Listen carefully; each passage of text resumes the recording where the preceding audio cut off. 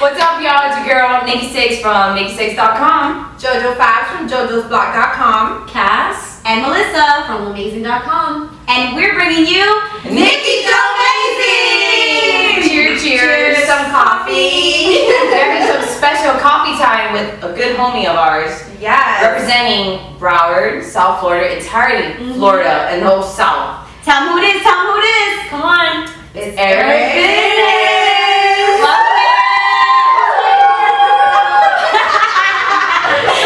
Where I'm sitting? Oh, you're right over here. Right in the middle. Come join.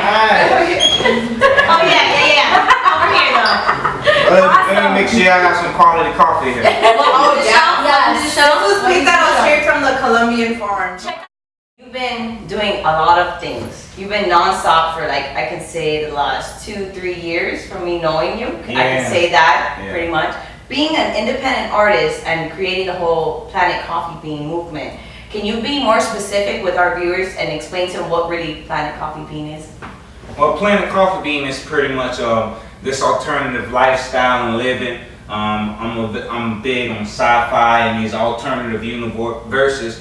So I said about 2008-ish, my first full LP, I came up with this title, Planet Coffee Bean, FL Alien, and then just turned into this, I would guess, a lifestyle. Everybody adapted to it, and just the alternative way of living. It embraces everything alternatively, and you know, it gives me that freedom and that creative outlet to not follow rules and stuff like that. So everybody else been embracing it. So that's what it is today. And we embrace it too. Yes. It's the meaning of being an independent artist. Yeah, pretty much. Yes. I should have said that. Well, now you're going to have to pay me because I'm copyrighting that shit tomorrow. Being in hip-hop, growing up with hip-hop, what have been your major influences as music, like Goody Mob, Outkast? You remind me a lot of Andre 3000. That was a vibe I get from you. I definitely Outkast, the entire Dungeon family, Goody Mob, Devin the Dude. And that was probably like around 95 that I got into rap, like real rap. Before that I was like big on Motown, Al Green, Luther Vandross, old school, so Nice. you know, I kind of got late into rap, but music's always been a part of my thing. So yeah, definitely Outkast was one of like my first loves. So you know, you have that southern boogie down. Southern boogie down. First time I'm hearing that. That's a title. So I've seen you perform at quite a few venues in South Florida. Like, you are a staple on the scene for sure. I think the first time I seen you perform was at Green Room in Fort Lauderdale. I saw you perform at Propaganda, and you always bring a huge crowd. Like, your fans are mad loyal. So what can you attribute to your fans just really feeling that connection with your music? Like, why do you think that your fans are so loyal to what you're doing? I guess it go back to that being a priority for me. Like, not to say this is what most artists do, but they may be chasing the wrong thing, and that's what I was doing early on, chasing, you know, radio, the club, the DJs, all the outlets. And I made a transition, I would say about 3 years ago, and just focused just on the fans. So just my priority and my loyalty through the music being for the fans, it was obvious and was easy for them to see that, you know, that's what I cared about more than anything, and everything else around it came. So it definitely stemmed from me wanting a close relationship with my fans, and then them feeling like he actually want me to come out to the show versus it almost seemed like a job or a routine or I'm a rapper. I'm throwing the show, you gonna come. Like, they know that I want to see them, I'm looking forward to them, and then my audience around is familiar faces, so it kind of feel like a family a little bit. Like, we related. That's really cool. I like that. And I really like how your cover art is based off like things that you've created with like construction paper. Like, you go all so cool. like to the T to doing it yourself, and that gives it to like you're really original as like an artist in visual, listening, and all different ways. So I want to give a shout out to that. Yeah, I mean, it really come from not having much. So you realize that if you're creative, you can create anything without even having having all the necessary tools.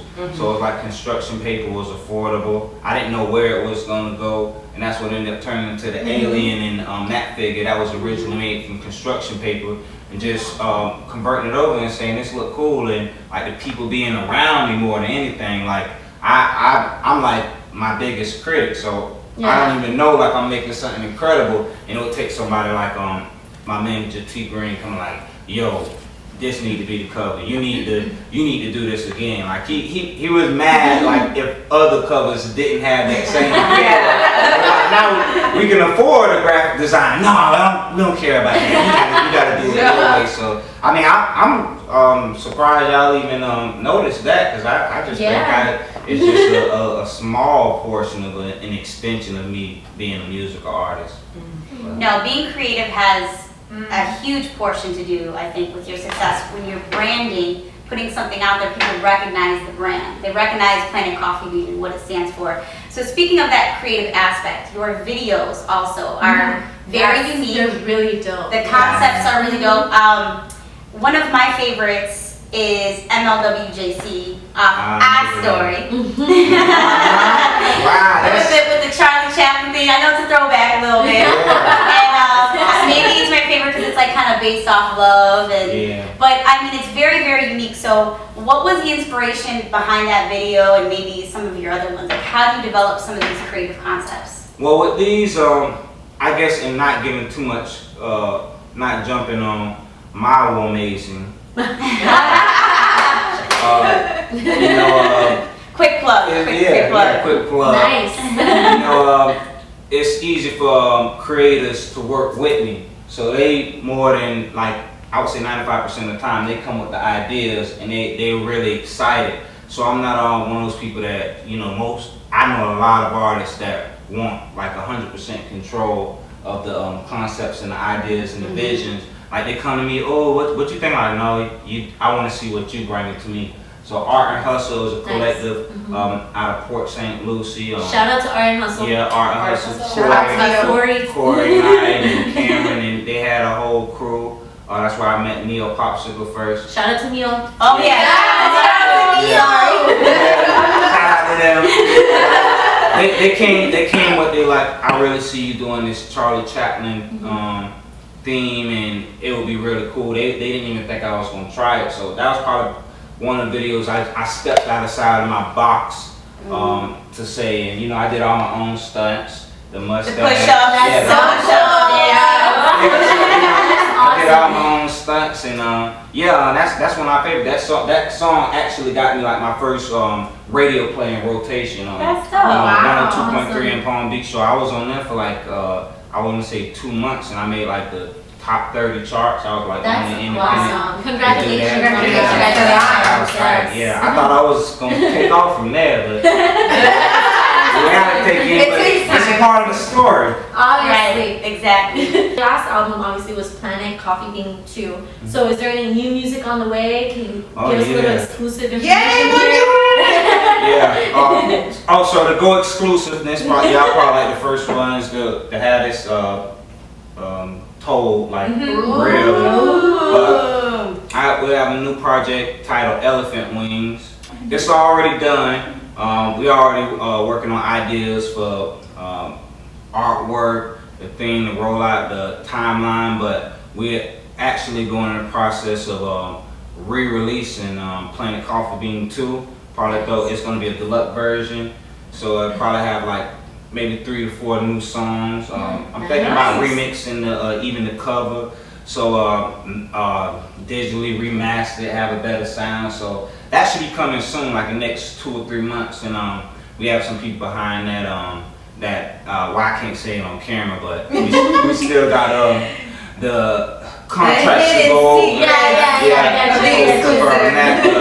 That's definitely because I've been exposed to a bigger audience that's finally catching on. So that's classic. Those covers. They are. I love it. I love the artwork. Y'all keep those. That's the original. Thank you. Awesome. I want my sign. Yeah, I'm a sign. Yes, and I got an album. I went to London. We spent a week in London. Nice. And I did an album with producer Paul White. He did like half of Danny Brown old album. Oh, wow. He a lot of stuff with Stone's Throw. He just did a collaboration EP with homeboy Sandman on Stone's Throw. So we got a complete album done, and you have a lot going on. I'm surprised myself. I'm like, I got 2 projects done, plus like the songs that can't fit on nothing that I dedication, consistency. And then lastly, where can our viewers find you on social media? Your Twitter, your Facebook, YouTube, Instagram. Throw it all out there for them. Everything is ERICBIDDINES. YouTube.com/Eric Biddines, Twitter.com/Eric Biddines, SoundCloud.com/Eric Biddines, Instagram Eric Biddines, Facebook Eric Biddines. Eric Biddines. There you go. And NIKKIJOMAZING brought it to you. Yes. Got confirmed here. Well, thank you so much for being on the show with us today. Really appreciate it. Thank y'all for having me. And we wish you the best of luck with everything you have going on, and we look forward to catching you live. Let us know, keep us updated. Yes. We want would love to share it with our viewers as well. Yes. Oh yeah, no, it's family. I'm part of this NIKKIJOMAZING Coffee Bean. That's the new name. Cheers. Have a great interview. Oh, great coffee. Thank you guys. Thank you. Tune in next week For the next episode of NIKKIJOMAZING.